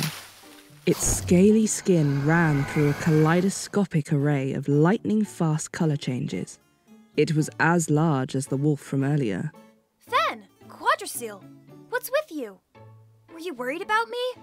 The massive wolf called Fen whined and nuzzled Aura. Quadriceal stuck out its tongue and lightly licked at the top of Aura's head. Hey! We still have to do the work Lord Ainz gave us. Aura's fighting strength was second from the bottom among the Guardians of Nazarick. And the fact was that some of the area Guardians were stronger than her. However, that only took into consideration their solo abilities. Aura's forte did not lie in fighting as a lone unit, but as part of a group. Of the hundreds of monsters which Aura could summon, the highest level among them was 80. With the aid of Aura's skills, they could reach level 90 or so. With these beasts at her command, her combat abilities far surpassed those of any other Guardian. The two monsters here were two of Aura's favourite high-level magical beasts. As they heard Aura's words, Fen and Quadriceal stopped playing around. All right, let's go! Aura led the two magical beasts in a sprint through the forest. Even though they were surrounded by dense woodland, they were not impeded in the slightest, moving as fast as the wind. After about 30 minutes of running, Aura reached her destination. Aura smiled. It was a cold smile which did not fit her youthful face. It was equal parts innocent and cruel. I kind of wanted it for myself, but Lord Ainz did give me an order, so it can't be helped. She did not sound like she was talking to her pets, but rather like she was muttering to her jewellery. Aura knew where the wise king of the forest made its lair, because she had long wanted to subdue it for her own. The wise king of the forest was much weaker than Aura's own monsters, so it had no value to her. However, it was an unfamiliar creature to Aura, and that inflamed her collector's desire. It was a shame to have to let it go, but if she was giving it up to her master, the supreme being to whom she owed all loyalty, then she had no complaints. Now then. Aura began transmuting the air molecules in her lungs. The newly recombined breath was not a natural substance, and it leaked from her pink lips. This breath of hers could control emotions. Normally, her breath only filled a very small radius around her, so it was more like a special type of passive skill. However, if she wanted, she could combine this technique with other targeting skills to hit any target within 2 kilometers with perfect accuracy, even in a forest like this. However, there was no need for that, because her objective was to remove any signs of her passing as she snuck up on her target. Not even her magical beasts, let alone the natural animals of the forest, could detect Aura as she was now. Aura proudly walked up to the wise king of the forest, all traces of her presence thoroughly erased, and breathed lightly. Her breath contained elements which included terror, startling awake the sleeping wise king of the forest. Every hair on the wise king of the forest stood on end, and it fled immediately. The speed of a terrified 4-legged beast was startling, yet Aura, who was chasing it from behind, was faster still. Aura shadowed the wise king of the forest, carrying it towards Ainz, like she was a guided spectre of death. Still, I wonder if I could take its pelt if it died. There was a disturbance in the forest. Lukrut pricked up his ears as he sensed the change in the air. He surveyed his surroundings with a grim expression on his face and a wariness in his heart. Something's coming! When they heard this, the Swords of Darkness stopped their herb gathering and drew their weapons in preparation for battle. Shortly after, Ainz tightened his grip on his greatswords as well. Is it the wise king of the forest? Nobody answered Nfirea's uneasy question as he stuffed the herbs into his bags. Everyone merely watched the depths of the forest in silence. This is bad. Even the usually flighty Lukrut was speaking in a serious tone. Something massive is coming. I don't know why it's moving in a serpentine pattern, but from the sound of trampled grass, it should be here soon. However, can't be sure if it's the wise king of the forest. Let's fall back. It doesn't matter if it's the wise king of the forest or not. Staying here is very dangerous. Even if it's not the wise king of the forest, we have entered its territory, so the chances of it giving chase are very high. As he said this, Peter looked to Ainz. Mr. Momon, can we trouble you to be the rear guard? No problem. Leave it to me. I'll take care of the rest. The Swords of Darkness called out their encouragement to Ainz one after the other, as they helped Nfirea retreat from the forest. Mr. Momon, please don't overdo it. Nfirea's voice carried an absolute faith in Ainz, and his eyes glittered with admiration underneath his hair. It made Ainz feel deeply uncomfortable, and he wished they would leave quickly. As he watched them disappear into the forest on the other side of the clearing, a twinge of unease ran through Ainz. He was not sure if he could leave the forest by himself. But then he immediately considered that he could let Aura guide him. There was a more pressing problem before him at the moment. Damn. They might think it's not the wise king of the forest. And even if I bring it back to Nazarick, I need some proof of having beaten it. Should I cut off one of its legs? Lord Ainz. Nabaral's gaze was far afield, looking at the mighty shadow that emerged from the distant trees. Because it was hiding behind the trees, there was no way to make its shape out. And without the sun to light it, there was no way to tell if its body was, in fact, silver. Has our guest arrived? Ainz idly mused as he stepped up in front of Nabaral. He had no idea of how strong it was, what level it was, so Ainz made the logical decision of putting himself in front of the magic caster Nabaral, who was not suited to melee combat. Once he got in front of Nabaral, Ainz felt the air move. He immediately crossed his greatswords in front of him like a shield. He heard something like the sound of steel meeting steel, and a tremendous force bore down on Ainz's arms. A weighty and swift object had struck the greatswords Ainz was holding.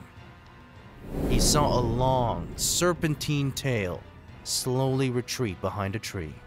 Its tail attacks like a bullwhip.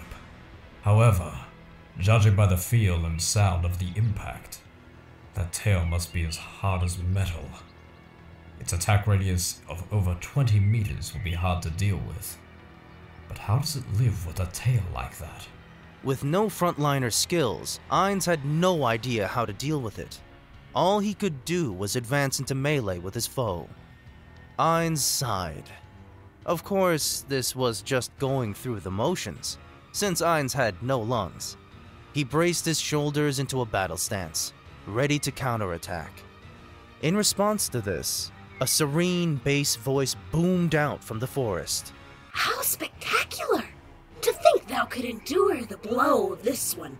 Perhaps this is the first time this one hath encountered a foe possessed of such prowess. This one. Ainz's illusory face hardened, and then he considered that those words had already been translated. Ainz decided that this was the closest equivalent to what had actually been said. Then, O trespasser, Upon my domain, shouldst thou decide to quit the field, this one shall not pursue thee, in honor of thy magnificent defense. What say thee? What a foolish question. Of course I plan to defeat you for my own gain. Speaking of which, are you so insecure about your appearance that you have to hide in the shadows? Or are you shy by nature? What a wild tongue thou hast, O trespasser! Now behold this one's mighty form. Stare with eyes wide and tongue-tied, and tremble in dread and awe. The wise king of the forest slowly emerged from the trees, revealing its body to him. As he saw it, Ainz's illusionary eyes went wide. This one senses thy fear and alarm from beneath thine helmet. A smile twisted the face of the magical beast, and it curled its long tail. There were strange glyphs and symbols on the silvery fur covering its body. It was about the size of a horse, but it was low to the ground, being larger in the horizontal rather than the vertical dimension. The wise king of the forest shrank the distance between them. An indescribable feeling washed over Ainz. After becoming undead, all the strong emotions he felt were immediately suppressed. With that in mind, this was probably not a very strong emotion. Even so, he had not felt this in a very long time, including his time in Yggdrasil. The sensation when a monster appeared before him. I have a question. What is the name of your species? This one is known in thy tongue as the wise king of the forest. Apart from that, this one holds no other titles. Ainz gulped, and then asked further. Your species? Might they be called Dungarian hamsters? From what Ainz could see, it closely resembled a Jungarian hamster. Its fur was silvery, or rather snow-white, contrasted by its black, round eyes, and its body looked like a gigantic bun. Of course, hamsters did not have such long tails, nor did they grow larger than a human being. However, those two factors aside, he honestly could not think of any other animal which could compare.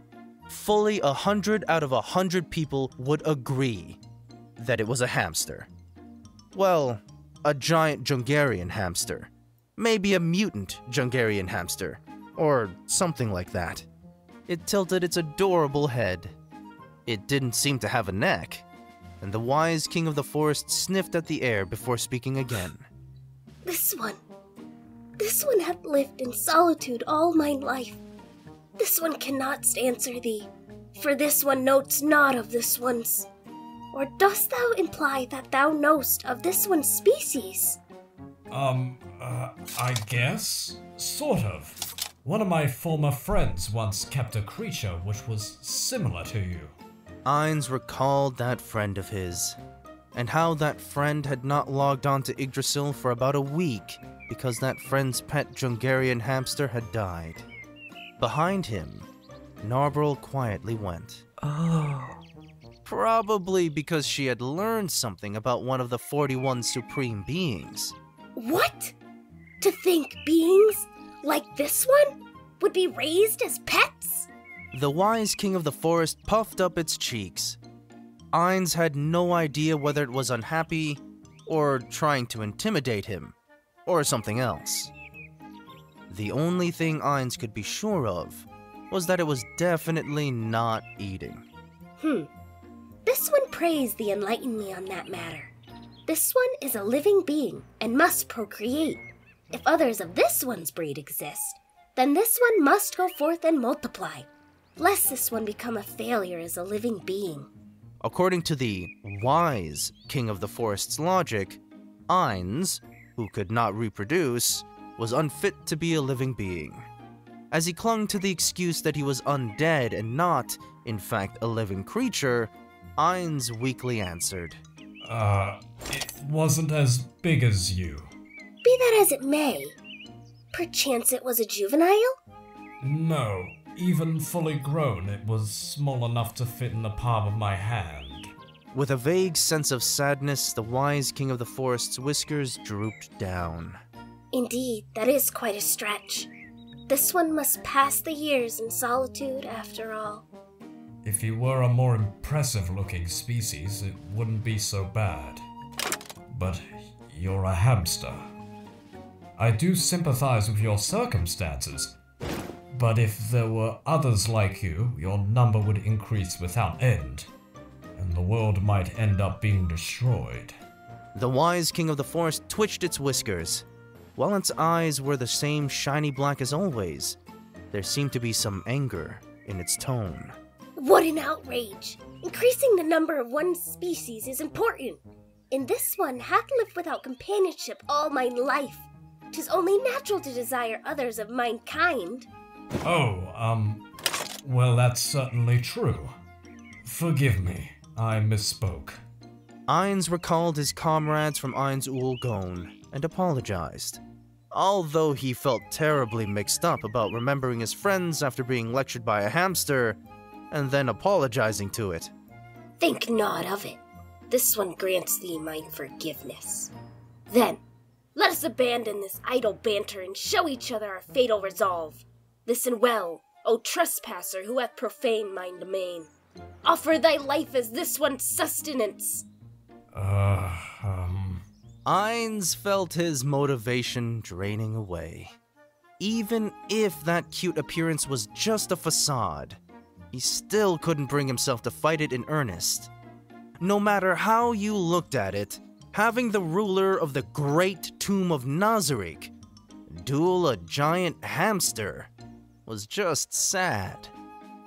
Even if he defeated it, he would have to take the corpse of a Jungarian hamster and tell people, "This is the wise king of the forest. The fight was too intense and I couldn't chase it away."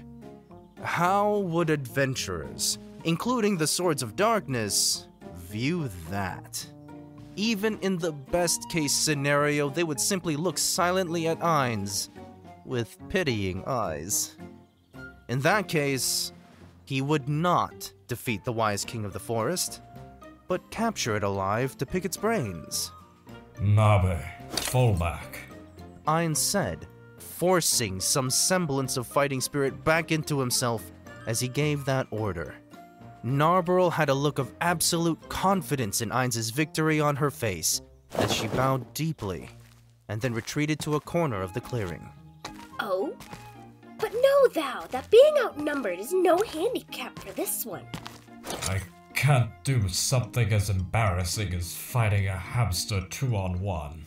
After hearing those words and seeing Ainz raise his weapons in a fighting stance, the wise king of the forest lowered its body and tensed. Regret not thy decision. Now bear the charge of this one. The massive body forcefully kicked off the earth with a mighty bang and lunged at Ainz. The flying tackle of the wise king of the forest's massive body would have tossed any ordinary person away had they been hit by it without using a martial art. However, Ainz used the blades of his great swords as a shield and took the wise king's charge head-on. Despite its fearsome, destructive power, Ainz still easily resisted it. The wise king of the forest was surprised by the unmoving Ainz and slashed with the surprisingly sharp claws on its forepaws. Ainz raised the greatsword in his left hand to block the strike and swung with the greatsword in his right. He did not put his full strength into it, but it was still quite a forceful blow. There was a loud crash, and Ainz's strike was deflected away, his arm numbed from the impact. It would seem the wise king of the forest had blocked Ainz's strike with its claws, and the two attacks had bounced apart after an intense mid-air clash. Well done! But how about this? Charm species! Mind-affecting effects were useless against the undead. Ignoring his opponent's magical attack, Ainz swung both his greatswords. There was a sound of clashing metal again, and Ainz's swords were deflected once more. Ainz narrowed his eyes under his helmet.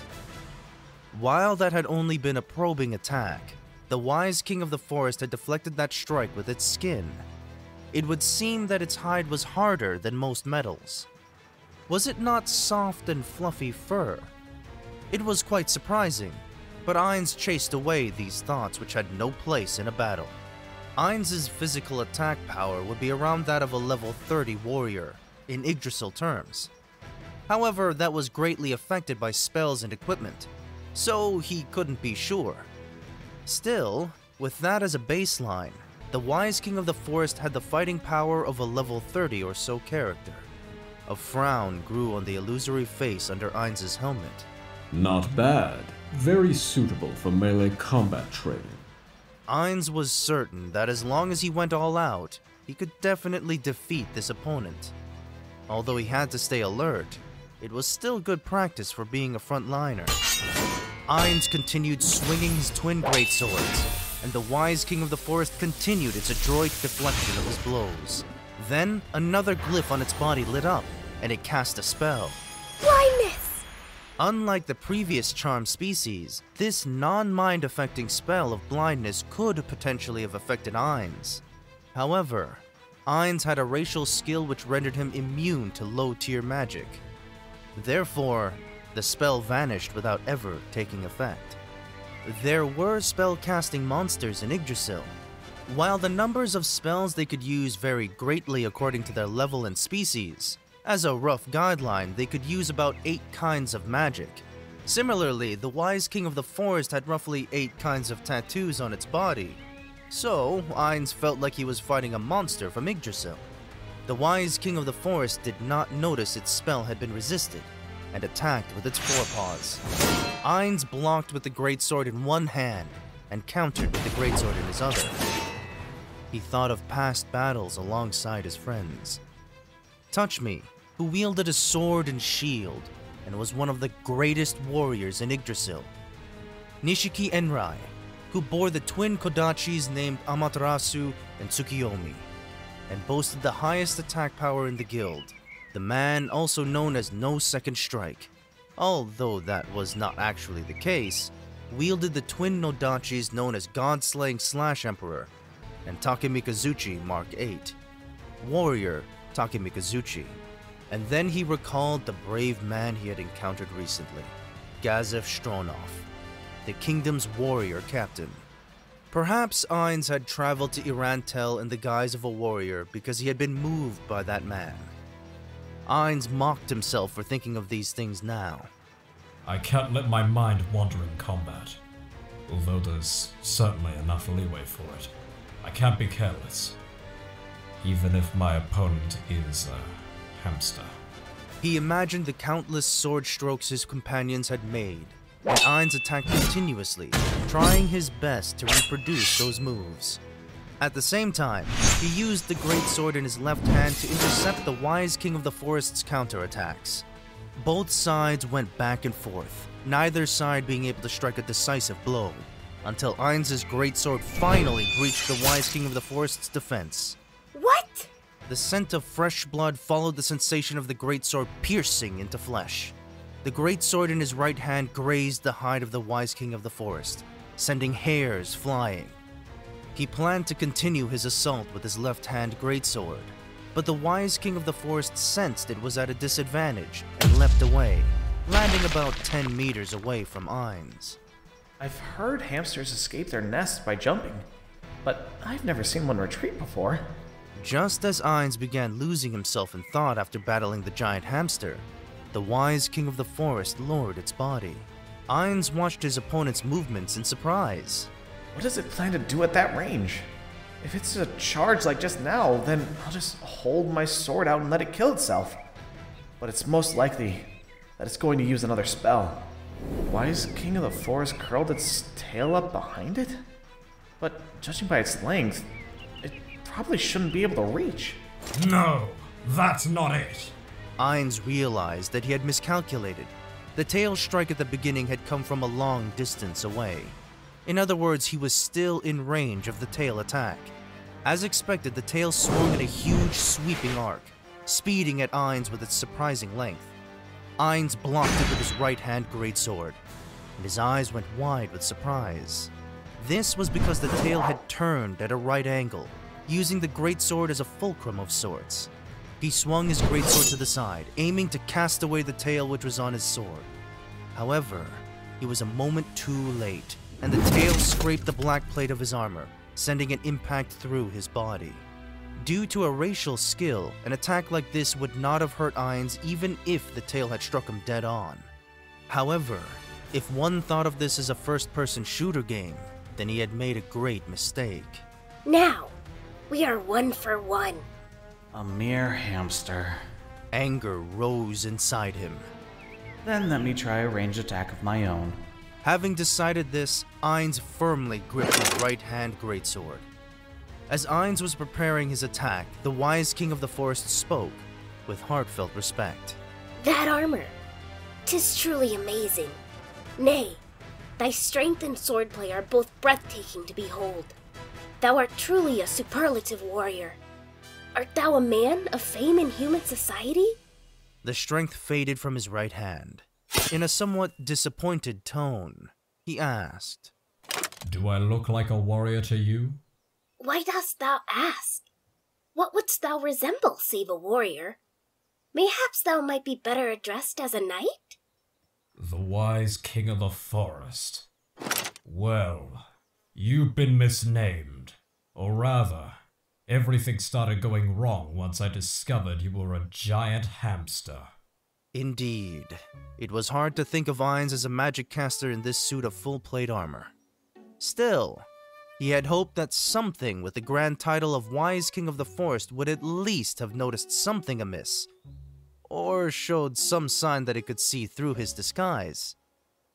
The Wise King of the Forest must have thought that Ainz's magic immunity was simply resisting the spell through sheer force of will. Granted, special defenses like resistance and immunity were practically the same thing in Yggdrasil, but at least it should have tried to act like a proper sage.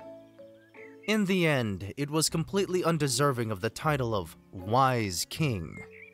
Maybe if it had been called a giant Jungarian hamster, he would not have held such high hopes. Whoever called him a Wise King must have had something wrong with him. It was a mislabeling. False advertising. Having lost the will to fight, Ainz powerlessly lowered the greatswords in his hands. What art thou doing? Could it possibly be? Dost thou intend to yield before the battle is decided? Come at this one with all thy strength. This is a duel to the death. The words from the angry wise king of the forest chipped away at Ainz's heart. Fortunately, great emotional upheavals were suppressed immediately, so he still had some strength remaining. That's enough! Speaking with a cold, crystal-clear voice, Ainz pointed his right-hand greatsword at the wise king of the forest and activated his skill. Aura of Despair. Level 1. Since its instant death effect was too strong, he decided to reduce its potency and instead activated Despair Aura 1's fear effect. A cold, soul-chilling vapor gusted out from Ainz. The moment that mass of cold air washed over the wise king of the forest, every single one of its hairs stood on end, and it rolled over with surprising speed. All he could see was its silvery fur and its soft, defenseless belly. Craven, this one yields to thee. In the end, it was just a beast. As he muttered tiredly in response, Ainz walked over to the wise king of the forest, observing its vulnerable belly, and then considered what he should do next. It's a creature of this world, so chasing it away would be a shame. Sadly, it's just a hamster, so should I raise it as a pet? At the very least, I should make use of its corpse. One of Ainz's job classes was called Necromancer. It was a class that allowed one to turn a corpse into an undead slave, though the quality of the undead produced depended on the species of the corpse. The best corpses were those of powerful beings like dragons, while human corpses could become zombies and skeletons. Then, given that the wise king of the forest did not exist in Yggdrasil, what sort of undead would its corpse make? A wise king of the forest zombie. Are you gonna kill it? A cheery voice rang out. Ainz turned and found that Aura had mysteriously appeared beside Narbarrel. If you kill it, I'd like its hide. It looks like it would make a great pelt. Ainz lowered his head and looked straight at the wise king of the forest, who was looking at him with moist, tear-filled eyes. Its whiskers twitched as it waited fearfully for its future to be decided. Just then, he suddenly recalled the words which he had exchanged with the wise king of the forest. Ainz recalled the part about friends. Ainz found that he was hesitating. Then, with a sigh, he made his decision. My true name is Ainz Ooal Gown. If you are willing to serve me, I will spare your life. Thank you very much. This one shall offer absolute fealty to thee, for the gift of this one's life. The life of the wise king of the forest shall be an offering to the great warrior, Lord Ainz Ooal Gown. Aura looked at the wise king of the forest, who had jumped up and was frantically pledging its loyalty. There seemed to be something like regret in Aura's eyes. Once they left the forest, they encountered the others, who rejoiced that Ainz and Narbarrel were both unharmed. Only Lukrut seemed to have his doubts. In a tone that combined surprise and praise, Nfirea asked Ainz, "You're unhurt. Did you avoid fighting?" Just as Ainz was about to answer, Lukrut cut in. Mr. Momon, what did you bring back? Were you charmed by something? I battled the wise king of the forest and tamed it. Oi, come out! They could all see the pearly white fur of the wise king of the forest as it emerged from the trees. The swords of darkness gathered around Nfirea, shocked expressions on their faces as they all took a step back with weapons raised. Well, it's huge, even if it's a Jungarian hamster. Though it had cute round eyes, its massive body was still a fearsome sight, and it was only natural that these adventurers should be wary on behalf of the client they were escorting. With that in mind, Ainz decided to calmly say, Be at ease, everyone. I have subdued it, so it will not lash out wildly and hurt people. Then he approached the wise king of the forest and made a show of patting its furry body. It is as my lord says. This wise king of the forest is loyal to my lord, and is my lord's faithful servant. This one swears to my lord that this one will not inconvenience thee, fine gentleman. In this way, the wise king of the forest displayed its loyalty to Ainz. Perhaps they were on guard because of its vast size, but since it was a cute Jungarian hamster to begin with, they would probably stop being on edge once they got used to it. The problem was how to make everyone think it was the true wise king of the forest. That was the only thing Ainz had no idea how to accomplish. And then, things developed in a completely unexpected direction. So this is the wise king of the forest. Unbelievable. What a majestic beast. What? Ainz looked back and forth between Nina and the wise king of the forest, checking to see if Nina was making fun of him. But Nina seemed to be entirely serious. Wow, the wise king of the forest. So, the legends really were true. I can feel its mighty presence just standing before it. Dine gasped. Mighty presence? Wow, that's pretty awesome. You actually pulled it off. If we had encountered him, we would have been killed for sure. I expect nothing less from you, Mr. Momon. Amazing work! As Lukrut, Peter, and the others showered him in praise, Ainz looked to the wise king of the forest again. A giant, Jungarian hamster. It didn't remind him of anything else. Why were they so intimidated by a beast like this? Everyone, do you think this creature's eyes are cute? Their eyes went wide as they heard those words, as though their eyeballs were about to fall out. It would seem that statement was quite absurd. Mr. Momon, you think this beast's eyes are cute? Of course. After mocking the reply in his heart, Ainz magnanimously nodded, and then he began to wonder if the wise king of the forest had used a passive charm skill. Unbelievable.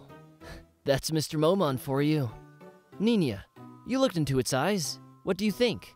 They are eyes filled with wisdom, and I could feel the power of this beast. There's no way it could be cute by any stretch of the word. Ainz looked dumbfoundedly at the others. After realizing that they shared Ninia's opinion, Ainz felt his head spin for a moment. Nabe, what do you think? Actual strength aside, those are powerful-looking eyes. No. Wait, seriously? They were all gushing praise with sparkly eyes. In other words, they were in awe of Ainz for being able to nonchalantly call the eyes of such a beast cute. Ainz kept glancing back at the wise king of the forest, but there was no way he could see anything approaching wisdom in them. Could it be that my aesthetic sense changed as well after becoming undead? Since nobody apart from himself felt that way, it was quite likely that such a change had taken place. However, it was probably best to make absolutely sure. By the way, does everyone think rats are strong? Rats? Giant rats? Monsters like that aren't anything special. You can find them in the sewers of Irantel. Giant rats carry nasty diseases. Were-rats too. Since were-rats can resist damage made from everything except silver weapons, would they qualify as strong? Don't hamsters look like rats? And the wise king of the forest has a very long tail. It's more like a rat than a hamster. Just as Ainz was agonizing over trivial matters like the difference between this world and the previous one, Nfirea asked in a worried tone of voice. But if you take this monster away, and thus its sphere of influence, won't the other monsters attack Carne Village because it's not there to scare it off anymore? Ainz raised his chin to indicate the wise king of the forest. It got the message and said, By village, you mean? Ah, well, the balance of power in the forest is now in chaos. Even if this one was there, this one would not be able to guarantee their safety by any means. No way. Ainz did not comfort the shocked Nfirea. He merely smiled inside. The wise king of the forest is hardly a fitting name. Let's see what I can get out of this. Just as Ainz was thinking about how to guide the conversation, he could feel Nfirea looking at him. He seemed to be wavering between speaking and keeping quiet, and his mouth opened and closed like a goldfish. Ainz understood the turmoil in Nfirea's heart. On one hand, he must have wanted Ainz to save the village once more. On the other, Nfirea probably felt that it was too troublesome, and didn't want to leave everything to him. As the Swords of Darkness discussed how to save the village, Nfirea made up his mind and addressed Ainz with a serious look on his face. Mr. Momon. Yes? A secretly delighted Ainz waited for what Nfirea would say next. The truth was that Ainz had always intended to protect Carne Village, which was highly valuable as a source of information. However, the important thing was whether he could profit from it. Since he could frame the thing as doing a favor for Nfirea, and thus make Nfirea indebted to him, it was like killing two birds with one stone. This was Ainz's plan in order to make up for the miscalculation with the wise king of the forest. However, Nfirea's words vastly exceeded Ainz's expectations. Mr. Momon, please let me join your team. Huh? I want to protect Carne Village, but I don't have the strength to do it now. So, I want to become stronger. I want to learn this secret to your strength, Mr. Momon. I don't mind if it's just a little bit. However, I can't hire an excellent adventurer like you on a long-term basis with the amount of money I have. So, please, let me join your party. I'm willing to carry luggage and do other menial labor. Please, allow me to do this. I beg you. Just as Ainz was blinking his non-existent eyelids, Nfirea continued. I've always been researching herbological knowledge.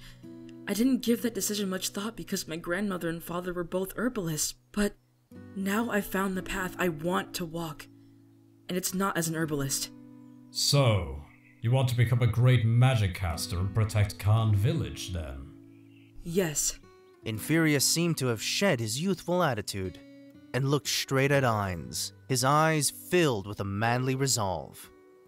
In Yggdrasil, there had been an endless stream of applicants seeking to join the guild Ainz Ooal Gown.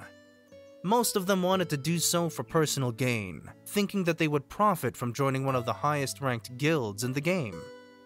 They didn't think of what they could do for the guild, but what the guild could do for them.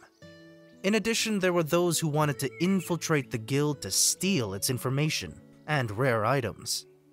Because of this, Ainz Ooal Gown did not increase its numbers much beyond its founding members. They were careful not to let their hard work and effort be trampled by others. Still, this was the simple, pure desire of a man who knew nothing of the guild called Ainz Ooal Gown. His misguided way of thinking was quite refreshing. Ainz laughed, long and loud. His laughter was light and buoyant. Then, when he was done, he removed his helmet and bowed deeply. He could hear Narbril taking a deep breath in the background. Actions like this did not fit Narbril's master, the supreme ruler of the great tomb of Nazarick. Still, Ainz felt that he had to do this without any hesitation about whether it was right or proper. He didn't feel that bowing to a young man who was only half his age was shameful. There was no malice in Ainz's laughter, but Ainz now knew he should not have done so. He raised his head to face the surprised Nfirea. Forgive me for my laughter. That was a mistake on my part. But I would like you to understand, I was not laughing at your determination. In order to join my team, you must meet 2 criteria. At the moment, you have only met one of them. Therefore, I am sorry, but I cannot let you join. The hidden condition was that more than half of the present guild members had to approve of the prospective member. Therefore, even if Ainz agreed, he couldn't add members to the guild on his own. However, Ainz was pleased by the loyalty which the Guardians of Nazarick had shown him after coming to this world. And in that good mood, he continued. I understand how you feel, and I will remember that you wish to join my team. As for protecting this village, I will exert all my power to aid you. However, I might need your help. Yes, please, I'm eager to help. Is that so? As Ainz was nodding, he met Nina's gaze. He seemed to be enjoying the show, which made Ainz feel a little embarrassed. Then, we'll discuss that matter later. Before that, I have an interesting story to tell everyone about the taming of the wise king of the forest.